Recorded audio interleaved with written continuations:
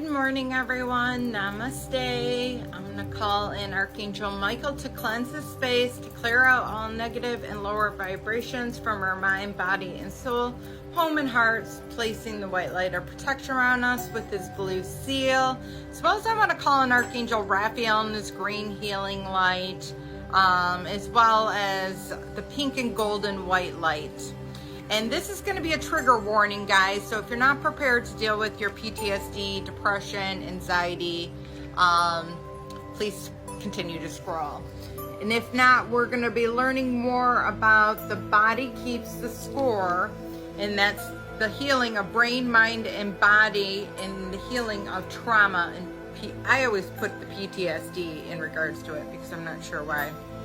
That's not a part of it, but that's what I'm putting in on it. And we are still currently learning about Chapter 1, Lessons from Vietnam Veterans. So again, if this is a trigger warning, that's okay. And we are currently on the portion of the reorganization of perception. It states, experiencing Bill's flashbacks firsthand in my office helped me to realize the agony and the regular visited the veterans that I was trying to treat, and helped me appreciate how critical it was to find a solution. The traumatic events itself, however horrendous, had a beginning, a middle, and an end, but I now saw the flashbacks could be even worse. You never know when you will be assaulted by them again. The flashbacks are talking about. And when you have no way of telling when they're going to stop. It took me years to learn how effectively treat flashbacks. In this process, Bill turned out to be one of my most important mentors. When we gave the Rorschach test to 21 additional veterans, the response was consistent. 16 of them, seeing the second card, reacted as if they were experiencing a wartime trauma. The second Rorschach card is the first card that contains color and often elicits so-called color shock in the response.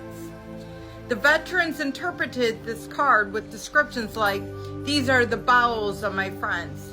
Jim at the mortar shell tore him apart." I'm going to change some of the words, guys, so keep that in mind. I don't want to go into all of them. None of them mentioned dancing monks, fluttering butterflies, men in motorcycles, or any of the other ordinary, sometimes whimsical images that a lot of people often see. So they're going right to their trauma. They're beelining it right for it. While the majority of veterans were greatly upset by what they saw, the reaction of the remaining 5 were even more alarming. They simply went blank. "This is nothing," one observed, "just a bunch of ink." They were right, of course, but the normal human response to ambiguous stimuli is to use our imaginations to read something into it. We learned from these Rorschach tests that traumatized people have a tendency to superimpose their trauma on everything around them and have trouble deciphering what is going on around them. They appear to be little in between.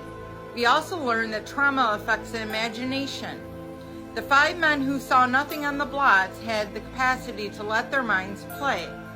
But so too the other 16 men for the viewing scenes from the past of those blots that were not displaying the mental flexibility that the hallmark of imagination.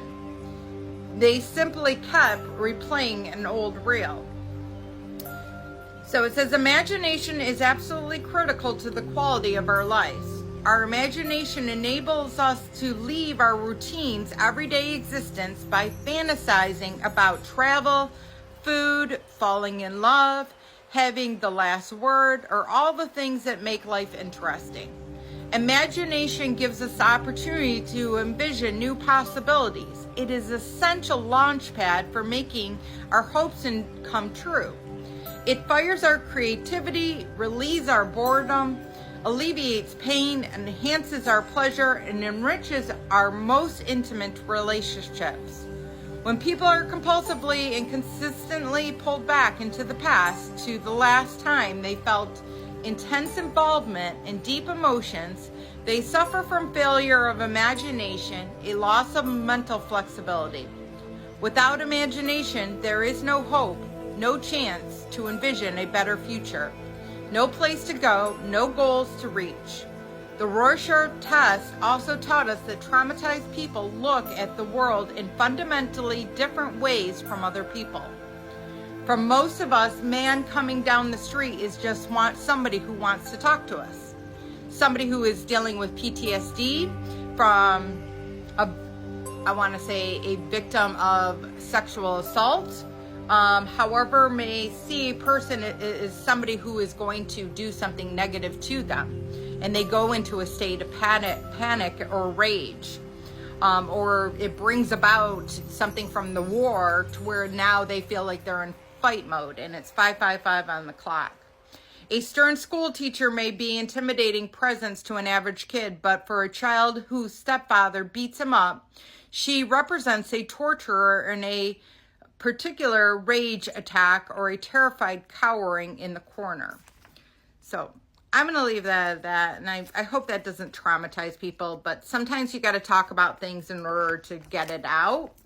And just understand that when it is coming out, it is there for you to deal with. Scream into a pillow. Get that rage out of you. Go seek out counseling. Turn to God and surrender your problems. He's got your back. I love you all. Have a blessed day. Namaste.